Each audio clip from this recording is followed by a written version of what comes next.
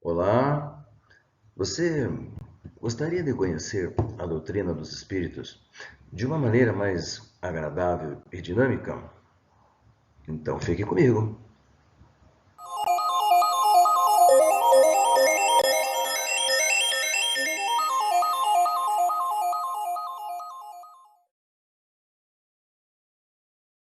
Alô, bom dia, ou boa tarde, ou boa noite a você que está nos assistindo. Eu me chamo Marlos Ronque e estou transmitindo aqui de Ponta Grossa, no Paraná. Eu trabalho na Casa Espírita Paz, Amor e Caridade, essa do vídeo, há mais de 30 anos. E o objetivo de estar fazendo este vídeo é passar os ensinamentos da doutrina dos espíritos. Eu desejo, eu desejo que você se interesse. Eu desejo despertar a sua atenção e a sua curiosidade. Os vídeos, o tema abordado, nós não nos aprofundaremos e também não esgotaremos o assunto, tá certo?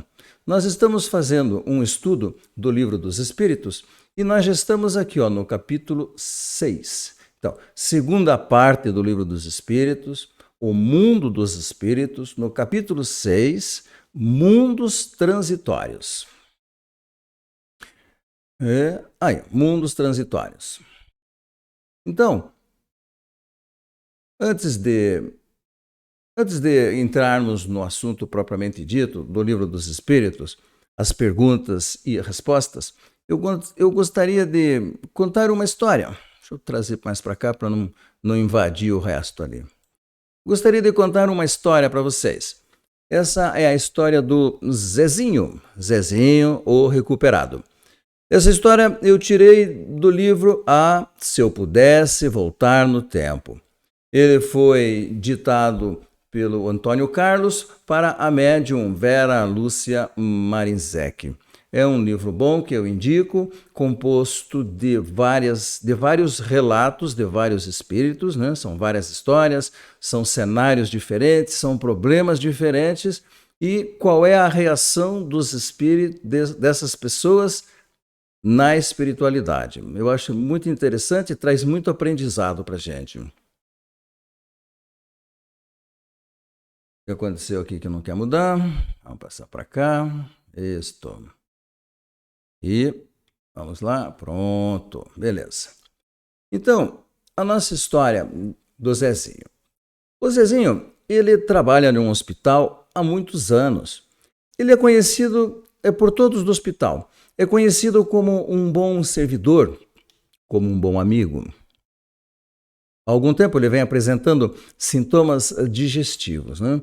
E como ele trabalha no hospital e tem muitos amigos, médicos amigos, ele foi procurar um médico, né, para ver qual era o seu problema. E fez muitos exames. E na consulta para ver o resultado dos exames, ele descobre, né, o médico tem que contar para ele que ele está com um câncer no fígado. Então, o Zezinho fica preocupado ali naquele momento e pede para não ser afastado do trabalho, que ele gostaria de continuar trabalhando enquanto ele pudesse. Quando os amigos ficaram sabendo de tudo o que aconteceu, né, todos vieram se solidarizar, vieram, sabe, aquele abraço fraterno, aquele abraço amigo, aquele amigo que disse: se precisar de alguma coisa, estamos aí, conte com a gente. Né? Ele era muito bem quisto, querido no hospital. Voltando para casa, já sentado no seu sofá, que é um minúsculo de um apartamento, porque ele comprou, que ele alugou com o seu salário, sentado nesse sofá, ele de repente se vê recordando fatos da sua vida. Nesse instante, o Zezinho lembrou que ele teve uma família. Ele teve uma família muito bem estruturada. Pai, mãe, um irmão mais velho e uma irmã mais nova. Ele ia para a escola, gostava disso. E frequentou a escola até a 8ª série, quando o pai pediu para que ele passasse para o período noturno, para que ele trabalhasse e ajudasse nas despesas da casa. Zezinho, então, com a ajuda do pai, arrumou um emprego em uma loja e ele era entregador. Entregava as coisas que as pessoas compravam. E, e foi estudar à noite, né? Foi transferido para a noite e foi estudar à noite. E conheceu muitas pessoas, tanto na loja onde ele trabalhava, quanto amigos novos na escola, né? Porém, com esses novos amigos, ele aprendeu e passou a fumar. E depois que eles começaram a fumar, começaram de repente a faltar uma ou outra aula para ficarem fumando e ficarem conversando, conversa mole, né? Conversa à toa. Até que um dia um dos amigos trouxe maconha para experimentarem. Nesse dia, nem todos ficaram ali, né? Alguns se recusaram a fumar maconha e se distanciaram deles. Ficaram apenas 3 amigos. E eles, então, passaram a fumar maconha. Zezinho, desde o dia que experimentou a maconha, sentiu um prazer todo especial, né? E desejava fumar cada vez mais. E daí a maconha começou a interferir, né, no aprendizado. E eles daí resolveram que não iam mais para a escola. Então, ao invés de irem para a escola, iam para uma construção, para uma casa velha, uma construção velha. Não tinha ninguém lá. E ali eles ficavam sentados no chão mesmo, fumando maconha. Daria uns tempos começaram a beber também. Pois é, as coisas começaram a ficar mais importantes, né? Zezinho começou a sentir cada vez mais necessidade de fumar e queria mais maconha, até que apareceu a cocaína. E daí, com a cocaína, a coisa foi ficando cada vez pior. Até que o salário que o Zezinho ganhava na loja começou a ir todo para comprar drogas. Mas daí, com o consumo cada vez maior, Zezinho já não tinha dinheiro para comprar as drogas que ele precisava. Então, ele teve a ideia de, ao invés de entregar as coisas, levar para os traficantes em troca das drogas. E é claro que, pouco tempo depois, os fregueses da loja começaram a reclamar. Foi feita uma investigação e descobriram o que o Zezinho estavam fazendo, né? E daí mandaram chamar o pai do Zezinho. E chegando lá, contaram a história para ele. Que ele estava se drogando, que ele não ia para a escola, né? E aquilo foi um baque muito grande para ele, porque o pai não conseguia acreditar por que ele estava daquele jeito. Não havia nenhum motivo, não havia nada para isso, né? Bom, conversaram, se acertaram, né? O pai do Zezinho fez um acerto com o gerente da loja, o Zezinho assinou a demissão, né? E foram embora. Zezinho foi para casa, chegando em casa, levou uma cintada do pai, foi colocado de castigo, proibido de sair de casa. Mas, e a vontade, e o vício, a vontade das drogas, né? Era muito, muito, muito grave, era muito forte, ele não conseguia controlar, e fugiu de casa, né? Mesmo depois da família toda ter pensado, mesmo de todos terem perguntado, por quê? Não tem nada de errado, o que foi que aconteceu? Não teve jeito, né? Zezinho acabou que fugiu de casa. Fugiu de casa e foi atrás dos amigos dele. Começou a fumar mais ainda.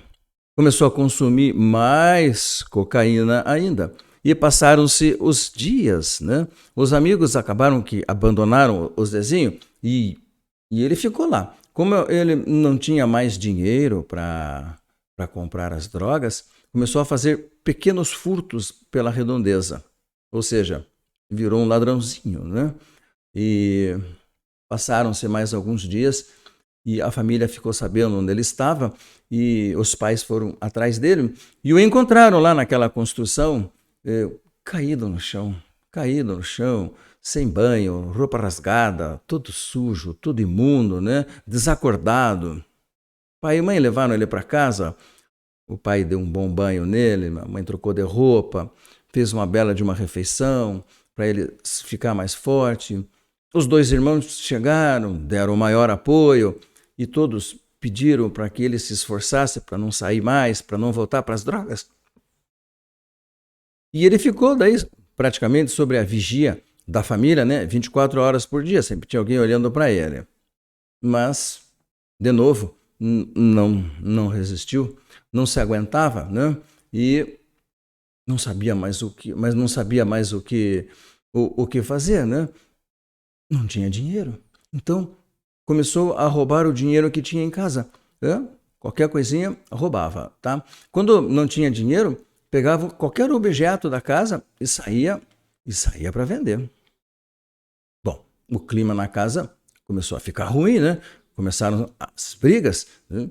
E a mãe sempre pedindo para ele parar, o pai ameaçando, os dois irmãos brigando, né? E quando a coisa ficava muito feia, ele saía gritando pela casa: vocês não me queriam em casa? Pois então, agora aguentem, né? Como se a culpa fosse dos outros e não dele, que era o viciado, né? Bom, os irmãos já estavam muito irritados com os roubos, né? A mãe, desesperada, quase todos os dias chegava para ele, implorava, chorava para ele, para que ele largasse o vício. Às vezes o remorso pegava um pouco, mas não adiantava.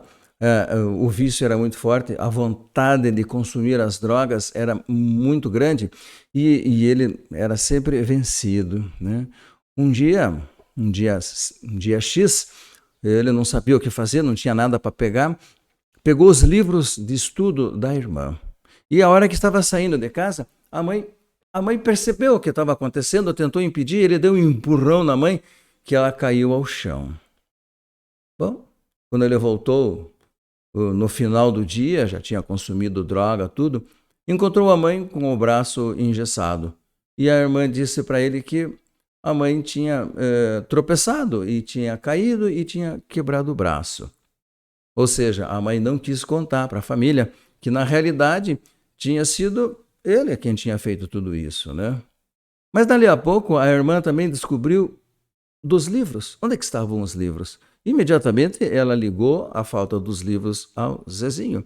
E daí começou a briga em casa, começou aquela discussão imensa, e a mãe tentando apaziguar os ânimos até que ela se sentiu mal e desmaiou. Foi levada para o hospital, teve um infarto e faleceu alguns dias depois.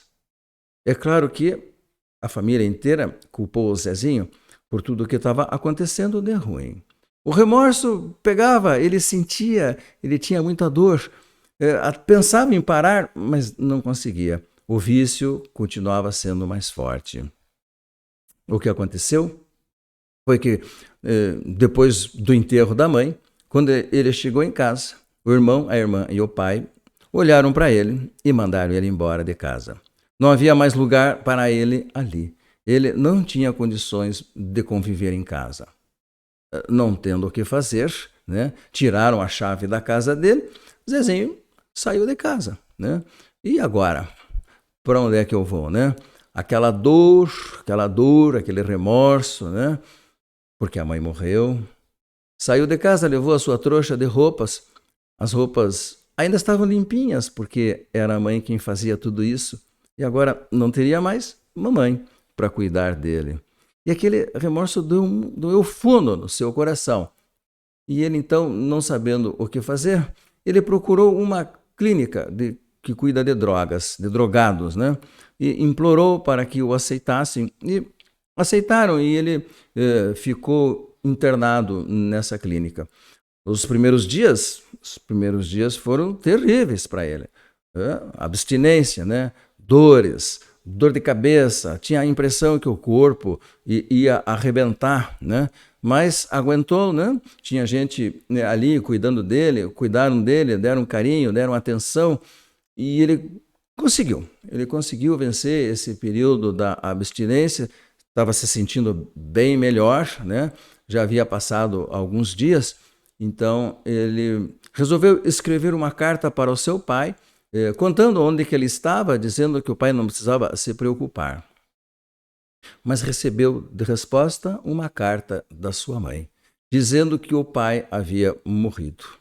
após o enterro da mãe, ele passou a ir no cemitério todos os dias.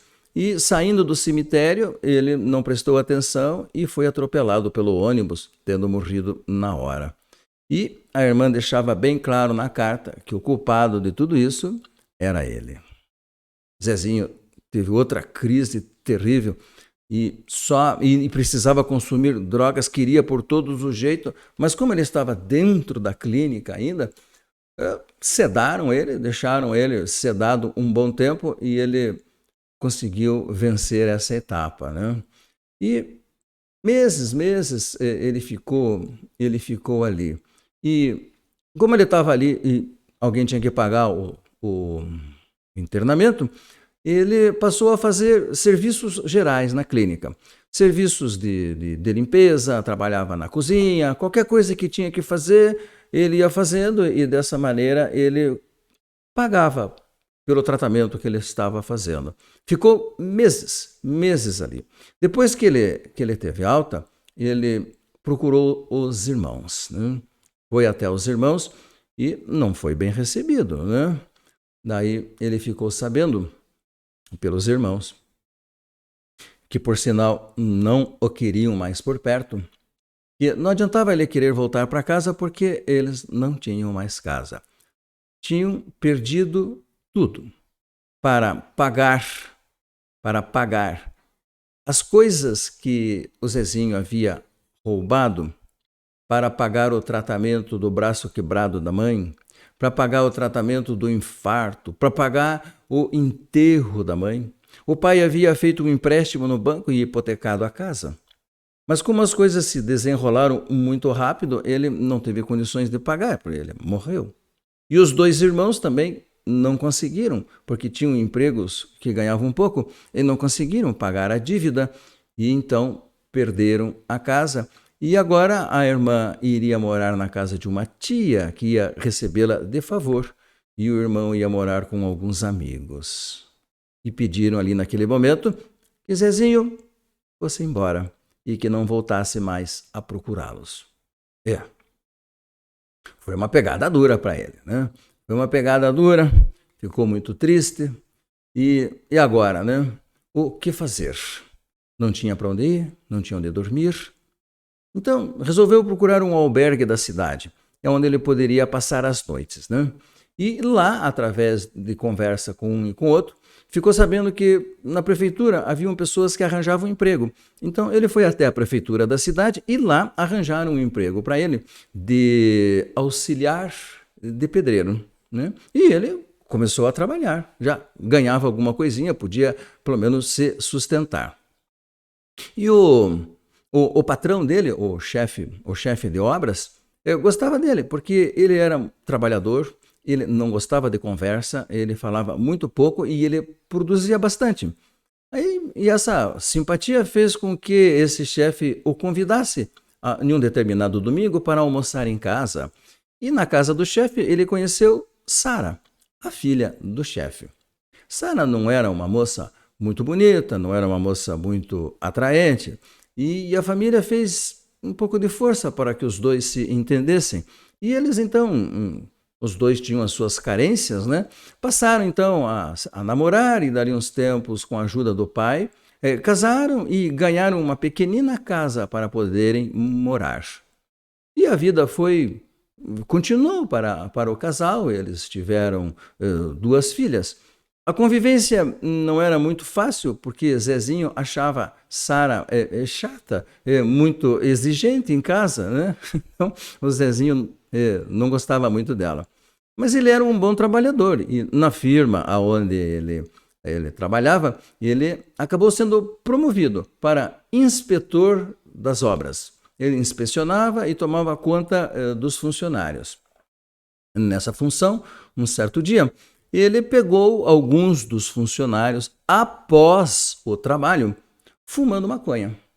Bom, chamou a atenção deles, mas ouviu deles que eles não precisavam se preocupar, que eles consumiam só por pura diversão ali, era no final do trabalho, não interferia com o serviço e que não tinha nenhum viciado ali, eles fumavam um cigarrinho de maconha e nada mais. Convidaram o Zezinho para fumar junto. A princípio ele não aceitou, mas depois de alguns dias ele resolveu fumar um cigarrinho só. E dali ele começou a frequentar aquele grupinho todos os dias e começou a fumar e começou com aqueles sintomas de novo. E de um cigarrinho passou para 2, passou para 3 e daqui a pouco ele queria fumar aquilo o dia todo. E o vício veio novamente com toda a força. Com toda a força, e da maconha ele já voltou para a cocaína, e daí que começou a gastar muito dinheiro com as drogas, e começou a faltar dinheiro em casa, e a Sara começou a reclamar, né?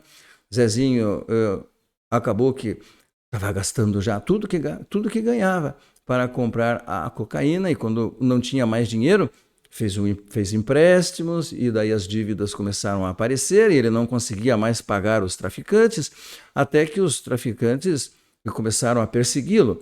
Zezinho então começou a faltar no emprego, quando ia estava desatento, a cabeça já não funcionava mais porque estava sempre drogado, e acabou que foi despedido.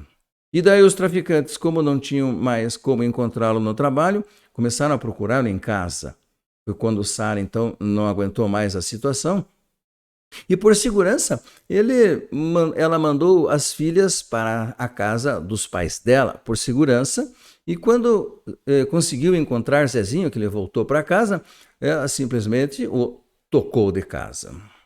Bom, Zezinho não brigava, não discutia, pegou as suas coisas, saiu de casa e foi até a praça, perto da sua casa, sentou-se. E agora? E agora? Pensava ele. O que eu vou fazer? E ao mesmo tempo ele pensava, por quê? Por que eu fui me envolver de novo com isso? Sem nenhum motivo. Novamente, tudo que eu já passei.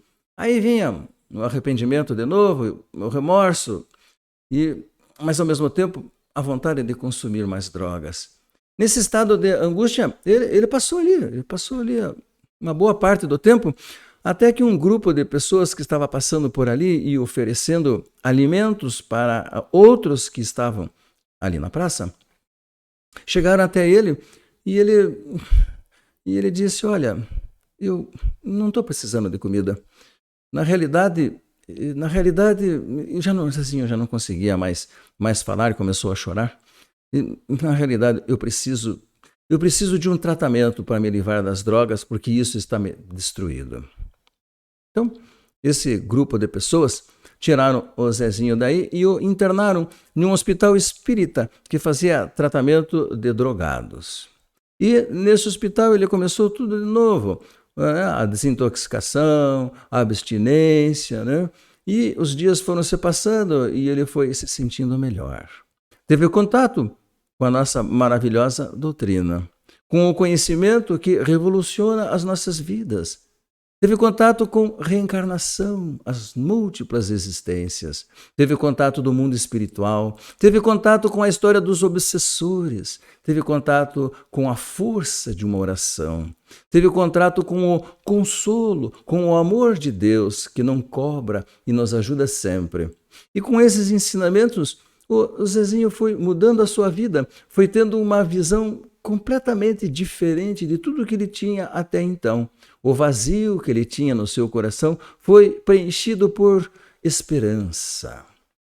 Quando ele se sentiu melhor, quando ele estava bem, ele se propôs a fazer uma coisa diferente, né? Auxiliado pelos conhecimentos adquiridos na doutrina dos espíritos, ele se propôs a se desculpar com todos a quem ele prejudicou.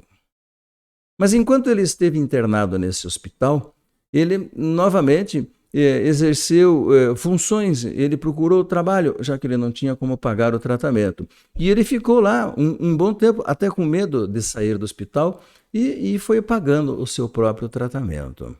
Mas chegou um dia que foi dado alta para ele, né? Mas como ele já tinha amigos lá dentro, o pessoal arranjou um trabalho para ele em um outro hospital, onde ele continuaria exercendo o seu papel de serviços de limpeza. Os dias foram se passando e Zezinho então resolveu começar pedindo desculpas para o seu pai e para a sua mãe.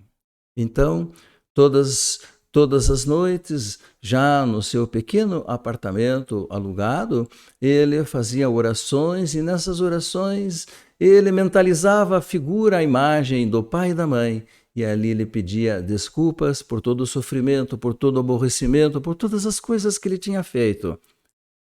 E com o tempo ele começou a se sentir melhor, mais tranquilo. Sentiu que tinha sido desculpado. Quando já estava se sentindo melhor, foi então procurar a sua irmã. Não foi bem recebido. A irmã, na realidade, não queria nem conversar muito com ele, mas ele implorou. E ela então o recebeu e perguntou assim para ela o que havia acontecido e perguntou se ela conseguiria perdoá-lo. Ela então, tristemente, contou a história, né? Muitas coisas Zezinho já sabia, né? Que eles tinham perdido a casa, que ela perdeu mãe, que ela perdeu pai, que ela havia perdido a escola, que a tia era muito exigente, a fez de doméstica, né? Ela tinha que trabalhar o tempo todo em casa e por isso não pôde mais estudar, que muitas vezes tinha que ir dormir com fome porque não tinha o direito de comer nada em determinados horários, né? E que teve que se casar com um homem mais velho que a própria tia havia arranjado e que ela pensou que iria se livrar dos maus tratos, mas que esse homem acabou maltratando ela do mesmo jeito, sempre jogando na cara dela que ela tinha um irmão drogado e que tinha que ficar bem quieta e aceitar tudo, porque ali ela vivia bem. Teve filhos com este homem, né? E como ele era mais velho, ele morreu um dia e ela, viúva agora, já com 3 filhas grandes, crescidas, adultas, ela agora vivia bem. Disse para Zezinho que ela o perdoava, né? Ela o perdoava, mas, né? Gostaria que ele não voltasse. Será que ela perdoa mesmo? Ele não deveria voltar. Zezinho compreendeu, mas ele também havia pedido desculpas, se sentia melhor e mais tranquilo em seu coração. Zezinho, então, foi procurar o seu irmão. O seu irmão já foi diferente, o seu irmão o recebeu de braços abertos, disse para ele que muitas vezes teve vontade de procurar o Zezinho e matá-lo, em decorrência das grandes dificuldades financeiras que passou. Mas que agora, depois de tanto tempo, ele se sentia bem e o perdoava e não tinha problema nenhum. Zezinho foi embora e depois foi procurar a Sara. Sara já não o recebeu bem, Sara o recebeu muito mal, diga-se passagem. Sara disse para ele que o perdoava, porque agora ela era uma religiosa, mas que não admitia em hipótese alguma a presença dele por perto. Bom, não tinha o que fazer, né? Perguntou, então, por que tanto rancor, né? Se era só por causa disso. Bom, Sara então contou que os traficantes ficaram atrás dela por muito tempo, que ela teve que esconder as filhas com o pai e que o pai dela teve que pagar as dívidas que ele tinha com os traficantes para que eles pudessem ter sossego. Zezinho saiu de lá bastante chateado, foi conversar com as filhas o receberam timidamente, né? E ele sentiu muito porque eram suas filhas, né? E ambas disseram que o perdoavam, que não tinha nada contra ele, mas que ele não deveria voltar em casa porque a mãe havia se casado de novo e elas agora tinham paz, tinham sossego, tinham tranquilidade e não queriam perder essa situação. O Zezinho saiu triste de lá, mas compreendendo que todos têm o direito de tocar a sua vida e que ele é quem tinha estragado tudo. Ele tinha sido o arquiteto de toda essa desgraça, né? Voltou para sua casa, continuava nas suas recordações. Voltou para sua casa, sentou no sofá do seu apartamento e então resolveu que do salário que ele tinha, ele tiraria o necessário para que ele pudesse viver e que o restante ele iria investir nas 2 filhas para que elas pudessem estudar, e elas estudaram. E o tempo então foi passando. E Zezinho, então, volta à realidade da sua vida, sentado no sofá do seu apartamento. Agora, Zezinho está pensando, como é que eu vou fazer? Tenho uma doença séria, como irei fazer? Bom, um dia após o outro. Zezinho, então, continuou trabalhando no hospital e foi submetido à quimioterapia. E o tratamento foi muito difícil. Quando estava muito ruim, ficava no hospital, internado ou ficava em casa. Quando estava bem, ele trabalhava no hospital. Tinha feito um curso e agora, há muito tempo, não agora, ele já não era mais um auxiliar de limpeza, ele era um auxiliar de enfermagem. Então, ele tinha um contato com os pacientes, dava banho, trocava de roupa, cuidava deles. E era, como nós já falamos antes, né, ele era bem quisto por todos, porque ele realmente fazia aquilo com dedicação, ele fazia com carinho. E o tempo foi passando, os amigos estavam sempre ao lado, sempre por perto, trazendo coisas, ajudando em tudo que podia. Zezinho tinha consciência de que tudo o que estava passando, ele era o arquiteto de tudo aquilo. Tinha consciência que o abuso das drogas tinha lesado o corpo e que agora eram as consequências de tudo que ele havia feito no seu passado. Zezinho desencarnou. Teve um desencarne tranquilo, né?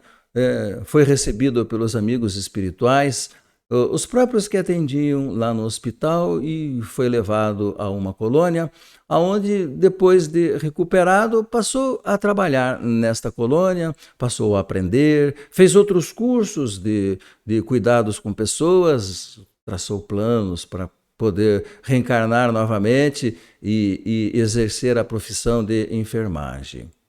Na colônia, depois de um tempo, já bem recuperado, recebeu a visita do pai e da mãe. Foi uma grande surpresa, foi uma grande emoção, e daquele dia em diante passaram a conviver juntos.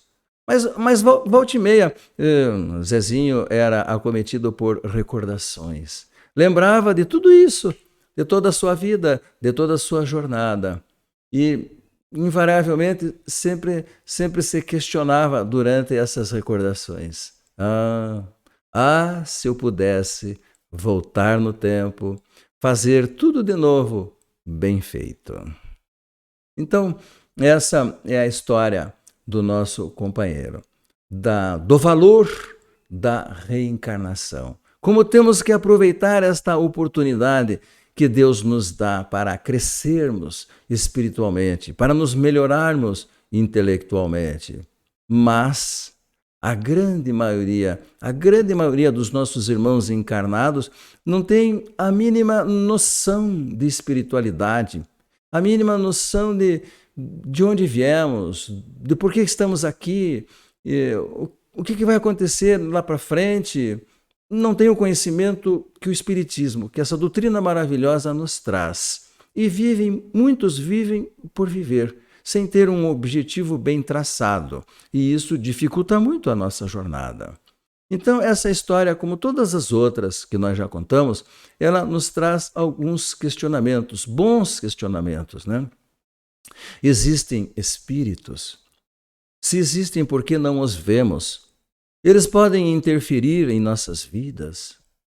O que é e para que serve a reencarnação? Espírito tem sexo? E o que acontece depois da morte do corpo físico? Existe um número determinado de encarnações? Essas perguntas nos são trazidas lá na Casa Espírita por muitas pessoas que estão vindo pela primeira vez, que estão conhecendo a doutrina, que não têm noção destes conhecimentos. Então, esse é um dos motivos, esse é um estímulo para a produção destes vídeos. Então, dando continuidade ao estudo que nós estamos fazendo do Livro dos Espíritos, enfatizando novamente para você que está me ouvindo, esse estudo não visa aprofundamento e não visa esgotar o assunto. Cada capítulo que nós vemos, cada tópico que nós estamos vendo, muitas perguntas ficaram para trás, muitas respostas que eu coloco aqui, eu coloco partes das respostas, tá certo? Para que eu possa sensibilizar, para que eu possa fazer com que você fique curioso, que tenha vontade de aprender mais, de estudar mais, tá? Então, na pergunta 234, Kardec questionou os espíritos. Existem mundos que servem de estações ou locais de repouso para os espíritos errantes? Espírito errante é espírito desencarnado, que está na espiritualidade. Tá? E a resposta foi sim, existem. São mundos destinados aos espíritos que estão na erraticidade, na espiritualidade, onde podem habitar temporariamente nestes mundos. São posições intermediárias entre outros mundos e que estão em sintonia com a natureza do espírito que lá podem permanecer. Tá? Então, esses mundos errantes, né? Eles albergam espíritos desencarnados, claro, né?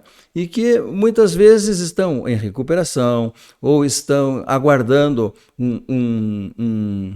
um transporte, estão aguardando ir para um outro local, estão aguardando uma nova encarnação, tá certo?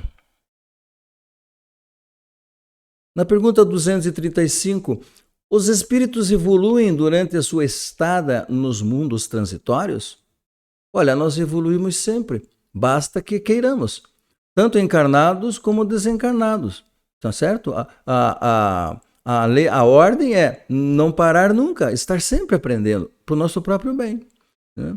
Os espíritos respondem, sim, os que se reúnem nesses mundos o fazem com o objetivo de se instruírem, querem obter mais facilmente permissão para alcançar lugares melhores. Lugares melhores? Pois é. O problema dos espíritos é igual ao nosso aqui. Nós trabalhamos, nós queremos o nosso salário, nós queremos ter uma boa casa para morar, nós queremos ter um bom carro, uma boa televisão, né? As coisas que nós queremos. E para isso nós trabalhamos. E sempre que podemos, melhoramos, subimos, queremos ganhar um pouco mais. O problema começa quando isso vira o objetivo da vida, que não deve, né? Obtenção de coisas materiais não deve ser o objetivo da nossa vida. Na pergunta 236, os mundos transitórios se conservam perpetuamente destinados aos espíritos errantes? Não, esta posição é transitória. Então, é um mundo transitório. Tudo evolui. Toda a criação divina, tudo que o nosso Pai criou está em movimento e em evolução. Nada está parado. Os mundos transitórios também são habitados por seres que possuem corpos físicos? Não. Espíritos errantes, lembram? Não. A superfície é estéril e improdutiva. Aqueles que lá habitam não precisam de nada em termos de matéria. Os mundos transitórios são desprovidos de belezas naturais?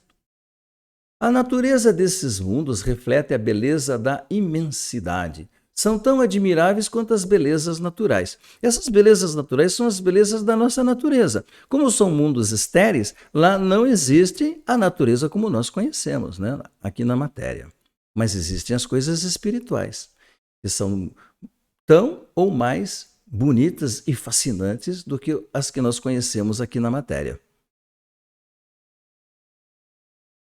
Visto que o estado desses mundos é transitório, a Terra um dia estará entre eles? Não, a Terra já esteve, né? Durante a sua formação, em uma boa parte, a Terra era um mundo transitório. Nada está parado na natureza de Deus, tudo tem um objetivo. Com a evolução, a Terra foi povoada e hoje nós estamos aqui. É um mundo que já passou da classe de primitivo para mundos de expiações e provas, que é o atual estágio da Terra. E agora nós estamos nesta fase de transição, onde nós estamos percebendo quantos movimentos, né? Quantas perturbações, quantas transformações estão acontecendo, porque nós estamos evoluindo. A Terra irá passar para um mundo de regeneração. Comentários de Kardec. Nada é inútil na natureza. Tudo tem seu objetivo, sua finalidade. O vazio não existe. Tudo está habitado e existe vida em todos os lugares. Antes da aparição do homem sobre a Terra, antes mesmo da aparição dos primeiros seres orgânicos, onde tudo era caos e confusão, havia vida. A Terra era habitada por seres que não possuíam nem as nossas necessidades, nem as nossas sensações físicas. Eram espíritos, né? Quem ousaria dizer que entre bilhões de mundos, apenas um, e dos menores, tivesse o privilégio exclusivo de ser povoado? Qual seria então a utilidade dos outros?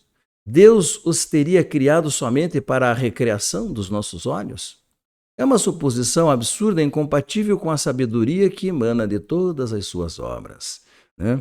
Realmente, olhar para o céu e ver essa imensidão de mundos, de estrelas e de galáxias e achar que só existe vida aqui na Terra é muita precariedade de raciocínio, vocês não acham? Quem ousaria dizer... Opa, acho que essa já foi. Outro.